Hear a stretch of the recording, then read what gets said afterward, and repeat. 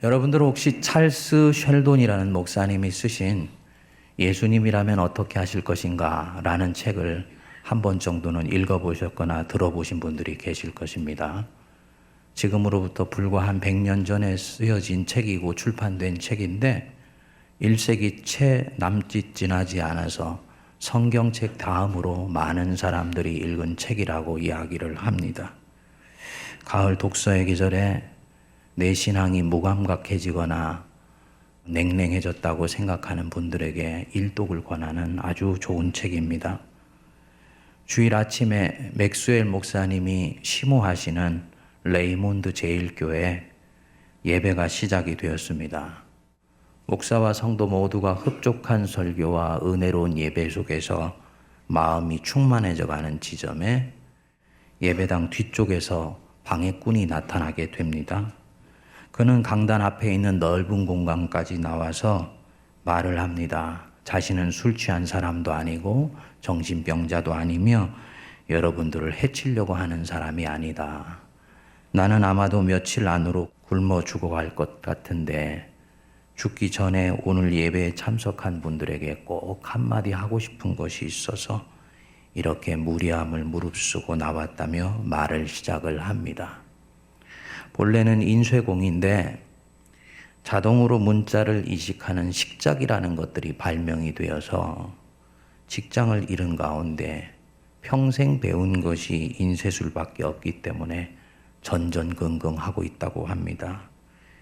일자리를 찾기 위해서 돌아다녔지만 소용이 없고 자기 외에도 많은 사람들이 같은 처지에서 지금도 길거리를 헤매고 있다고 말을 합니다. 그렇게 자신을 소개하면서 교인들을 향해서 질문을 던집니다. 여러분들이 예수님을 주님으로 믿고 따르는 삶을 산다는 것은 무엇을 뜻하는 것입니까? 여러분들이 오늘 부른 주와 함께 길 가려내라는 찬양을 어떤 마음으로 부르셨습니까? 만일에 찬양을 부른 그분들이 세상에 나아가서 예수님처럼 살려고 했다면 지금쯤 세상은 천국으로 변했을 것이라 생각하는데 왜 세상은 예수님이 오실 때나 지금이나 그렇게 힘들고 어려운 사람들로 가득 차 있을까요? 예수님이라면 지금 여러분들의 삶에서, 교회에서, 직장에서 과연 어떻게 하셨을 것이라고 생각하십니까? 이렇게 말하는 도중에 이 사람은 쓰러져서 맥스웰 목사님의 사택으로 옮겨지게 됐지만 결국 숨을 거두게 됩니다. 이 사건은 레이몬드 제일교회에 엄청난 파장과 충격을 가져다 주게 되었습니다. 모든 것이 근사하게 잘 갖춰져서 정결하게 신앙생활을 하고 있다고 생각했던 개인과 공동체가 얼마나 예수님과 거리가 먼 피상적인 신앙생활을 하고 있는지를 보여주었기 때문입니다. 그런데 놀랍게도 이 레이몬드 교회는 성령께서 주시는 이 도전에 순종하여서 집단적인 회개와 각성을 하게 됩니다. 그때로부터 맥스웰 목사님이 예수님이라면 어떻게 하실 것인가 라는 것을 성도의 각자에게 도전을 던지고 결심하고 서약을 하는 사람들에 따라서 그 뜻대로 살기를 다짐하도록 하는 운동을 시작하게 됩니다. 신문사 사장이 신문을 팔기 위해서 자극적이고 향락적인 기사를 다뤄왔던 것을 회개하고요. 앞으로는 이런 기사를 다루지 않겠다고 결심을 하기도 하고, 또 레이첼이라는 성악가는 부와 명예와 사람들의 박수갈채를 쫓아가기 위해서 하나님이 주신 재능을 사용해 왔다는 것을 자각하여 예수님 앞에서 통회하게 됩니다. 그래서 그 좋은 제안을 한 오페라단에 입단하는 것을 거부하고 약하고 힘든 사람들, 복음을 알지 못한 사람들을 위해서 천막 복음 전도단을 쫓아다니면서 자신이 가지고 있는 재능을 사용하게 됩니다. 내면 속에 거친 저항이 있었고 주변에 있었던 사람들의 여러 가지 저항이 있는 가운데서도 예수님이라면 어떻게 하실 것이라는 거 하는 이 단순한 물음에 초점을 맞추게 되면서 레이몬드 교회는 다시 영적 부흥을 경험하게 되고 그 교회가 터에 있는 시에는 엄청난 변화가 일어나게 됩니다. 예수님이라면 어떻게 하실 것인가? 이 질문은 내가 지금 이 상황에서 어떻게 행동해야 될 것인가를 묻는 대단히 실천적인 질문으로 보입니다. 그러나 그 근본에는 성도 한 사람이 자기의 존재를 자기 인생의 구주가 되시는 예수 그리스도 그분 앞에 바짝 가져가서 그분의 눈빛만을 바라보며 결단케 하는 질문이라고 얘기를 할 수 있습니다. 예수께서 세상을 떠나실 때가 되셨습니다. 예수님은 자신이 남겨두고 가게 될 그 제자들을 생각하시면서 심히 마음이 애처로우셨어요. 제자들의 마음이 심히 흔들리고 있다는 것을 아셨기 때문입니다. 그래서 잡히시기 전날 밤에 사랑하는 제자들 불러 모으시고 만찬을 베푸시고 떡과 잔을 나눠주셨죠. 그것이 오늘날 2000년 동안의 교회가 거행하고 있는 성찬식이 되었습니다. 그런데 요한복음은 공관복음에 나오는 이 성찬식 대신에 성찬이 끝나갈 무렵에 있었던 또 다른 사건, 예수께서 제자들의 발을 닦아주시는 바로 그 사건에 주목을 합니다. 요한이 성찬식 대신에 제자들의 발을 닦아주셨던 그 세족식에 초점을 맞추는 데는 이유가 있습니다. 요한은 하나님의 아들이 이 땅에 오셔서 했던 모든 사역과 메시지는 집요하게 한 방향을 바라보고 있다고 보았습니다. 인자에 온 것은 양으로 생명을 얻게 하고 더 풍성히 얻게 하려는 것이라. 예수를 알지 못한 사람들이 생명을 얻고 이미 예수를 알아서 세례를 받아 그리스도의 제자가 된 사람들이 더 풍성히 그 생명을 얻게 하려고 예수께서 오늘 우리들 앞에 와 계신 것이다. 이 성찬식은 예수님의 이 삶과 피를 나눠주는 일이고 예수님과 그분이 사랑하는 사람들이 머리끝부터 발끝까지 예수님으로 인해서 연합되는 사건입니다. 그래서 성찬에 참여함으로써 주님의 사람들의 죄가 온전히 사함을 받고 이제는 그들의 인생이 하나님 아버지께 받아들여졌다는 것을 뜻합니다. 여러분들이 성찬 속에서 아무 감동도 은혜도 느낌도 있지 않을지라도 성령은 그렇게 일을 하세요. 아멘 하십니까? 내게 주시는 느낌과 감정이 그 일을 가능케 하는 것이 아니고 하나님의 은혜 속에 임하는 이 성찬이라는 사건 자체가 참여한 사람들의 죄를 씻어주며 묵은 것들을 새롭게 해주는 능력이 있기 때문입니다. 그런데 어떻게 그런 일들이 가능한지를 성찬식 본문은 온전히 보여주고 있지를 못하다는 것이죠. 사도 요한은 오늘 나오는 이 본문을 통해서 성찬이 어떻게 해서 진정으로 주님과 주님의 사람들이 연합되게 만들어주는 사건이 되게 만드는지를 보여주는 것입니다. 저녁 잡수시던 자리에서 예수께서 일어나셔서 겉옷을 벗고는 수건을 가져다가 허리에 두르셨습니다. 당시에 수건을 허리에 두르는 행위는 노예가 주인 앞에서 주인을 닦아드리기 위해서 하던 자세였습니다. 제자들이 깜짝 놀랐죠. 설마 예수님이, 그런데 예수님이 정말로 대야를 가져다가 거기에 물을 부으시고는 제자들의 발을 실제로 닦아주시기 시작한 것입니다. 종이 밖에 나갔다가 흙먼지를 앓고 돌아온 주인의 발을 닦을 때 사용하던 바로 그 일이었습니다. 그 일을 하나님의 아들이 피조물에게 하신 것입니다. 그 만찬 자리에서 방금 전에 작은 다툼이 있었습니다. 누가 천국에서 크냐?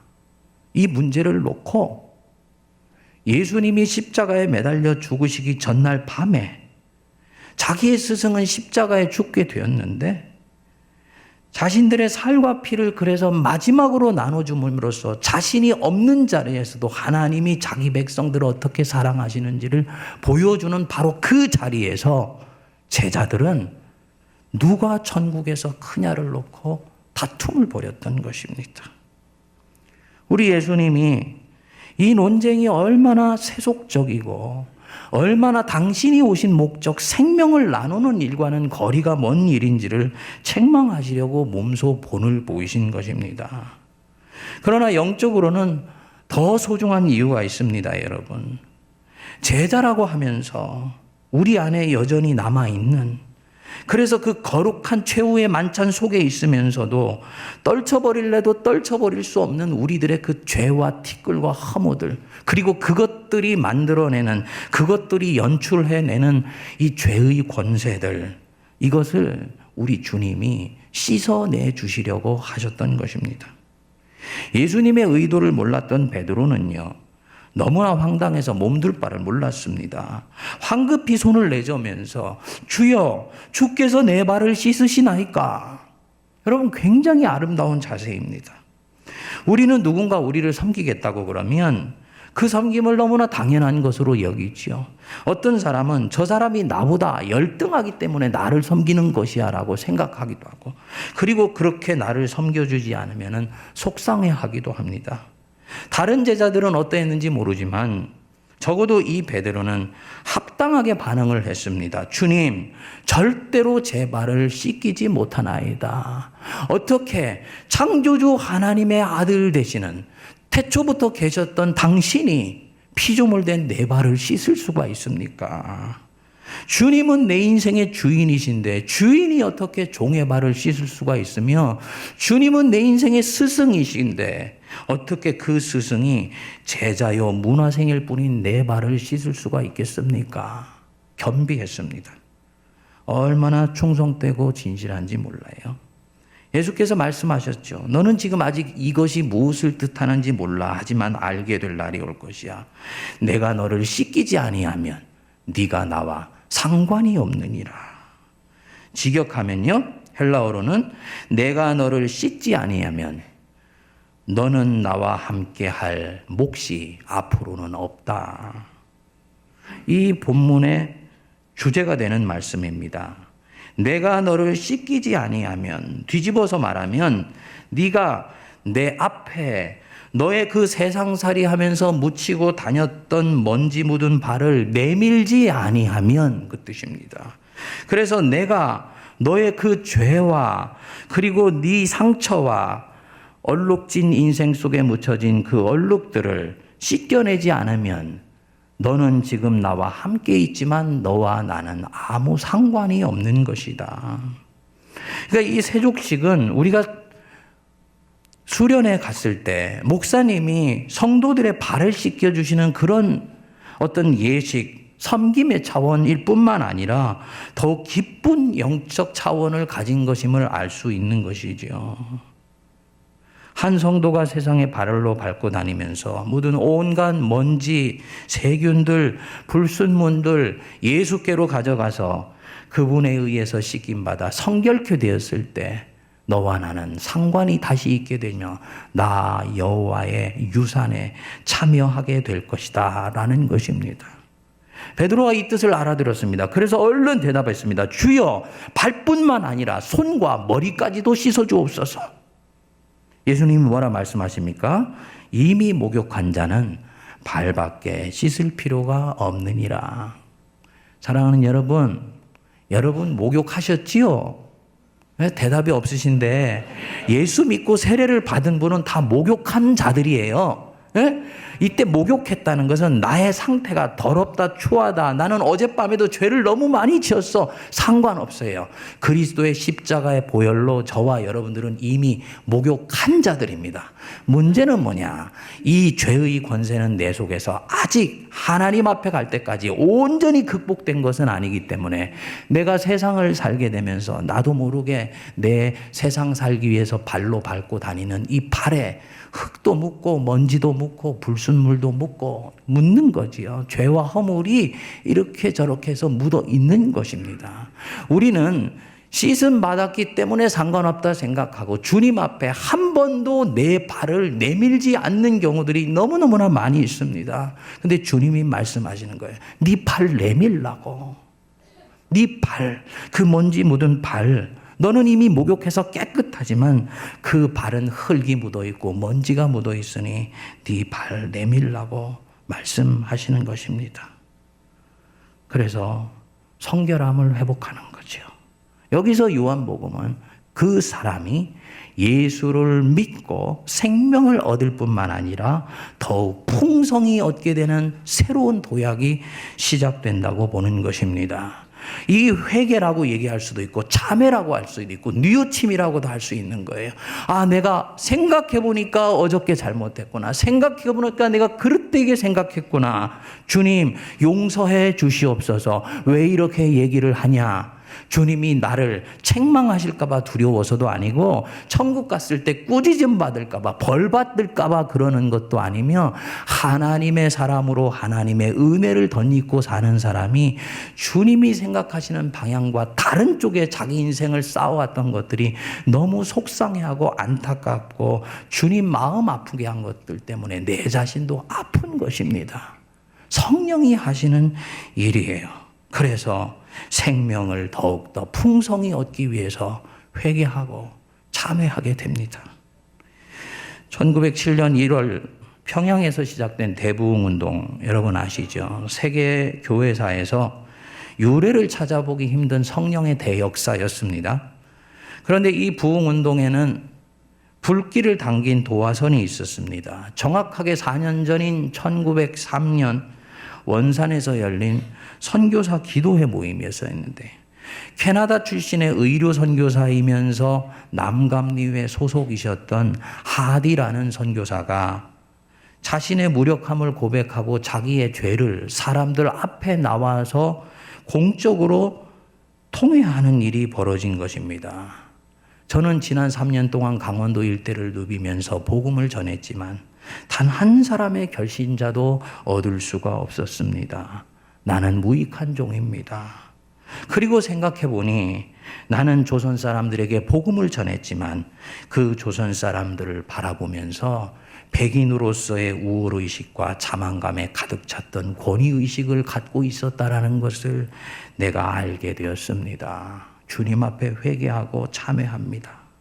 그런데 이 고백이 같은 선교사들의 양심의 가책에 불을 당긴 것입니다. 모든 사람들이 감명을 받고 은혜를 받고요. 당일에 엄청난 성령의 임재를 체험하는 계기가 되었습니다. 이것이 발단이 되어서 그 후 평양 일대와 전국 각지로 회개운동과 부흥운동으로 들불처럼 번져나가서 3년 뒤에 대부흥운동을 가져오게 되었던 것이죠. 무엇을 말하겠습니까? 하나님의 일을 하는 것과 그가 지금 하나님 앞에서 발을 씻고 있다는 것은 전혀 다른 얘기라는 것입니다. 하나님이 일한다고 하면서 주님 앞에 멈춰서서 씻김 받으려고 하지 않았던 사람이 진정으로 주님께로 돌아가니 거기서 참회가 일어나고 영적 회심의 역사가 다시 일어나게 된 것입니다. 사랑하는 여러분, 제가 목사 일을 하는 것과 제가 하나님 앞에 어떻게 있느냐는 전혀 다른 일입니다. 여러분들이 장로로서 권사로서 안수집사로서 신실하게 섬기는 것과 그분의 발걸음이 지금 우리 주 예수 그리스도 앞에 멈춰 서 있느냐 하는 것은 전혀 다른 이야기입니다. 내가 너를 씻기지 아니하면 너는 나와 아무 상관이 없느니라. 아직도 예수를 믿지 않은 채 심령 깊숙한 곳에서는 주님을 나의 염려와 두려움 속에서 세상을 헤쳐나갈 도구로 사용하는 분들이 분명히 계실 거예요. 죄송하지만 여러분들 마음속에 내면의 평화는 절대로 찾아오지를 않습니다. 이제 그만하면 됐으니까 주님 앞으로 돌아오세요. 그리고 주님 앞에 목욕하시고 또 우리 사랑하는 성도들은 주님 앞에 발을 내밀어 씻김 받는 은혜가 임하게 되기를 바랍니다. 오늘의 이 성찬의 자리는 바로 그 감격이 임하기 위해서 주님께서 제자들을 끝까지 사랑하신 징표입니다. 성찬 받기 전에 저와 여러분들의 발걸음이 주님 앞에 멈춰서는 은혜가 임하게 되기를 바랍니다.